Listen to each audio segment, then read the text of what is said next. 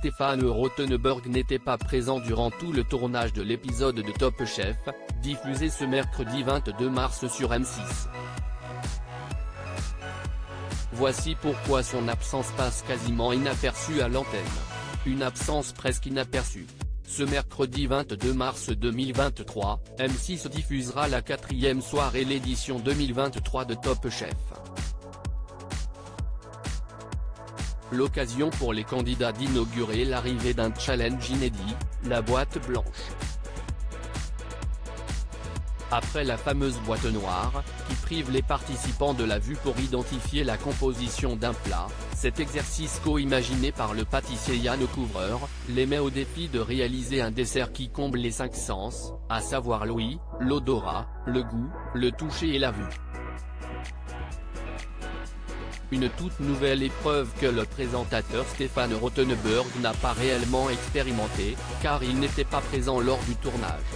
Ce qu'on ne devine pas forcément à l'écran. Top Chef 2023, Stéphane Rothenberg ne participait pas à l'émission, nous explique Yann Couvreur interrogé par Télé Loisirs. Yann Couvreur révèle en exclusivité, c'était une émission à laquelle Stéphane Rothenberg ne participait pas, donc je me suis retrouvé un peu tout seul, en fait. Évidemment il y a toute la production et la régie qui m'aidaient. Mais ils m'ont laissé guider l'épreuve, affirme le pâtissier. Pourtant, tout au long dans cette deuxième partie de l'épisode on pourrait croire que le présentateur a bien assisté à toute la scène, car on le voit parler dans l'oreillette du juge, depuis la régie. Yann Couvreur était bien en contact avec quelqu'un, mais pas avec l'animateur. Dans la boîte blanche, tout était guidé par la production qui était dans l'oreillette, confie-t-il.